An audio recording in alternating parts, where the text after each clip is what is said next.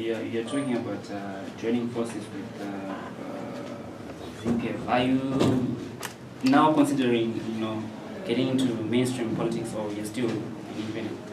Listen, to be honest with you, I was a founder of Zim People First, but I did not believe in Ma'am Juru leading. That's the reason why I decided to go away. So if Ma'am Juru is not there, why would I not go back there? These are people from Zanu-pf that I know.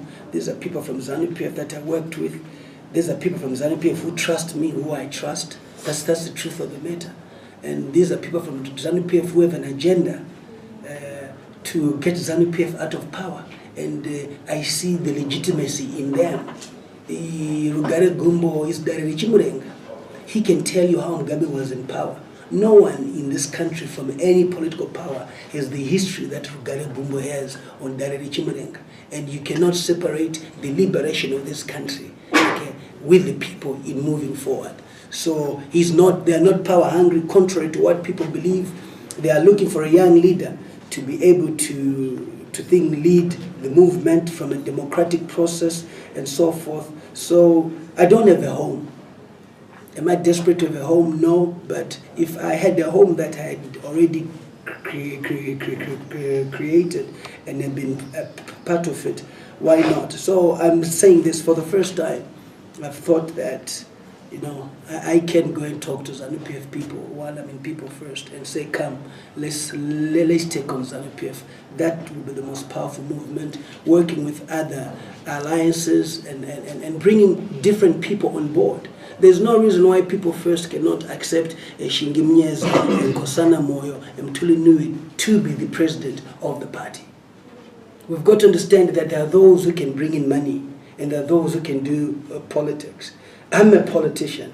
I'm not into money. But there are faces that bring in money. So the two must be combined at the end of the day for us to move forward. So it's about finding the right presidential candidate. And we are more than happy to engage anybody to be the right presidential candidate. I've always wanted to take the game to Zanu-pf. I've wanted to be the commissar of a party that will tear Zanu-pf apart. That is what gets me going. Just the same way I did in Norton. I'd like to do that in the 210 constituencies in this country, leading that department. But to see a better Zimbabwe, not to be in power, but to see change. Okay. Yes. Okay. Thank you very much for your presentation. Actually, I'm interested in your views in terms of the coalition. This is what you define as an alliance. I think, may I please get your overview in terms of the support that you got in Norton vis-a-vis the sort of whether it's an alliance or a coalition around you. But within that comment, I'm also interested in something that is factual that you say, that people who are in Zanu-pf or who have been in Zanu-pf find it very difficult to support the opposition as a fact. So I wanted to check with you, because currently the general talk, I belong to the Crisis in Zimbabwe Coalition, so the general talk is people are interested in seeing how best we can deal with Mugabe, the way we have evaluated his birthday message and so forth appears to show that Mugabe will be the problem, and everyone seems to be coalescing around a post-Mugabe era. So in that way, what is your view in the best way in which we can tackle Mugabe in 2018, in view of the coalition, the alliance, and the fact that Zanu-pf will not support an opposition candidate? That's a good. I'm sure it's understood. My question is understood. No, it's well understood. First of all, let me start with the alliance or the coalition of Norton. What we have before us is the Norton blueprint. That's what we're going to use. If you look at the statistics, which unfortunately the parties in this country don't look at, is that Norton was supposed to present them with statistics to realize that they are no longer as relevant as they think they are. There were a lot of new voters in Norton. New voters were young. They were the neutrals who voted. And equally, I have always said this, Zanu-pf, me working with the war veterans, we penetrated the Zanu-pf strongholds. And as a result, out of the 7 wards that Zanu-pf won in 2018, 2013, I won 5. And out of the 5, I won 2 of the strongest wards, Ward 15 and Ward 12, which is the biggest number, which was controlled by Zanu-pf. So that's a model which is already there. It's up to those who want to move forward to take it on or to ignore it at the end of the day. We don't want to talk about speculation. We want to talk about a result which is there. This is the reason why I've always said it was a progressive movement. The people from MDC who had supported me had already made the decision well before. And the question that I always ask myself, that there is no point where MDC ever made an official statement to say we're going with Temba Mliswa. And I challenge them to show that statement. PDP made the statement. The war veterans made a statement. And they were with me. So to me, a candidate wins and then you say you were behind it. Where is your official statement? The official statement was critical from the onset of the elections to get more MDC people to actually go and register to vote. They did not do that. By the time, yes, the tear gas issue of Chamisa coming, it was under NERA. I had invited NERA and Yad was a beneficiary, was a signatory of NERA. So I looked at Chamisa as a person representing NERA where MDC are part of. What he was going to say to the crowd was never said. So to me, we cannot speculate on that. But people had already made a decision in Norton that they wanted change and they were going for that. There were MDC people too who were prepared to be expelled and said, listen, we want to change ourselves. We want to see things happening and so forth. So that model has not been studied and it's something that I'll be sharing with the nation as we move on from a statistic point of view to see how many youths voted, how many did not vote and so forth. So to me, the model is there. I was with the war veterans.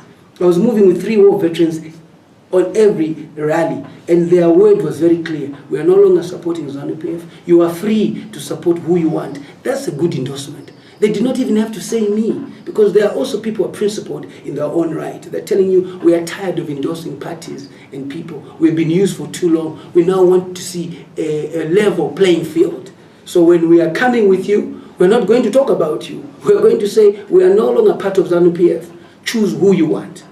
There must be no violence and so forth. That was an important message. In terms of the other issue, in terms of the coalition, in terms of the alliance that you are looking, I've never believed in a coalition before elections. I've said that if you look at the figures, 2013, which people ignore, is that the opposition did not garner enough votes to be a majority. 2013, they did not. So where do you think that's going to come from? The only way is that, and are they stronger or weaker? That's also something that you have to look at. They've not been, the voter registration as it's supposed to be ongoing has not been happening. So you are not even guaranteed. The only voter registration that has been happening is in the by-elections where Zanu-pf has contested, which means Zanu-pf has increased its number of voters while the oppositions are less. This is the danger of not participating in elections, in that you also encourage people not to register. And when you're beaten, you then cry you were rigged. Because the figures are huge. The figures are huge, the difference is huge. So in the 30 or so by-elections which have been held in the country, Zanu-pf has benefited the most because it is registered. The opposition has not. The opposition equally has said don't vote. In saying don't vote, you're also saying don't register. Because what is the point of registering if I'm not going to vote? So some of these statements have affected, the growth of the opposition. So I don't at all see, and the answer for you is that the war veterans have got to be part of the campaigning, machinery of the opposition, be it social healing. The war veterans must now go to the people. If you had to ask me what will guarantee a free, fair, and credible election, is that pump money into the war veterans, tell them to start social healing. Let them go and meet the people there at what level, that constituency level, that provincial level. Pump money and tell them, to tell the people that 2018, we are no longer supporting Mugabe, we are no longer supporting any political party. There will not be violence. We came and we intimidated you, we used violence on you. We are no longer doing that. That is what we need them to do. That's it. Let them go and tell the traditional leaders not to then coerce people to go and vote. So you cannot have people. So that's the important message. 2, you need to have people with a Zanu-pf DNA, like myself, to go and penetrate the Zanu-pf areas. I've always said I'll win 15 constituencies in Marsh West. I don't need to go anywhere. I don't think you want to argue with me. Urunga West, I came to Norton and I won. I think if there's another by-election somewhere, I also prove to you within Marsh West that I'll win. Because I worked with the chairpersons, I'm in touch with the chairpersons know the truth. So I restrict myself to where I'm strong at, in the rural. And so you then appoint people, then working with the war veterans, we are able to do that. It is a strategy, it is a winner, but we are taking from Zanu-pf. We are taking from Zanu-pf. Taking from Zanu-pf then leads to Zanu-pf being weak. This is where possibly, you know, there can then be a second round. And in that second round, that's when you then talk to the necessary. You then form up a coalition based on the results and the percentage that you'd have garnered at the end of the day. So people first with Maim Juru had failed to penetrate Zanu-pf.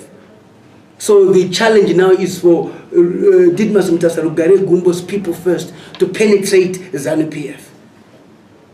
The opposition has failed. Everyone has failed. So this is where the matrix is.